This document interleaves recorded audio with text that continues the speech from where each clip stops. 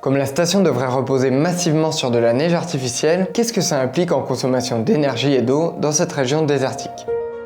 Avec des canons à neige classiques, il faudrait transformer en neige chaque année 275 000 m3 d'eau. C'est l'équivalent d'environ 100 piscines olympiques. Et si on rapporte ce chiffre au kilomètre de piste, ça ferait 3 fois plus que la station de La Plagne en France. C'est une région qui est désertique en fait. Il y a très peu de pluie à l'échelle annuelle. À Trojena, on est peut-être sur un climat aride parce qu'on est un peu plus haut, donc il y a peut-être un tout petit peu plus de précipitations. Mais ça reste quand même une ressource qui est très rare. Dans cette région aride, l'eau elle doit normalement être piochée dans la mer, dessalée dans des usines, avant d'être pompée jusqu'en haut à travers un gigantesque conduit d'alimentation. Au moins une partie de cette eau serait stockée dans le lac artificiel. Alors selon les deux scientifiques, mener à bien ces opérations nécessiterait 3,7 gigawattheures d'électricité par an. Et ça représente l'équivalent de la consommation annuelle d'environ 1800 Français. Sur ce point, voici les solutions mises en avant par Trojena. 100% of the snow melt water from the ski village roof slope will be recycled.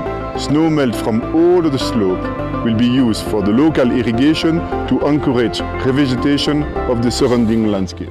Est-ce que c'est pas un projet un peu sur le court terme, effectivement, mais qui n'est pas viable sur le climat futur? Autre interrogation, plus les températures augmentent, plus la neige risque de fondre. Et plus elle risque aussi de partir sous forme de vapeur. Ça pourrait compliquer les promesses de récupération et de réutilisation de l'eau. On voit sur les vidéos que leurs pistes, elles sont sur des supports artificiels, donc c'est possible qu'ils puissent récupérer ce qui va fondre par le bas du manteau neigeux. Par contre, il y aura forcément des pertes pour tout ce qui va s'évaporer et se sublimer par le haut du manteau. Comme l'air est très sec, en fait, il va avoir beaucoup plus de facilité à accueillir de l'eau. Précisons que dans le même temps, en Arabie Saoudite, la pénurie croissante d'eau provoquée par la hausse des températures devrait avoir de graves répercussions sur l'agriculture et la production alimentaire selon ce rapport.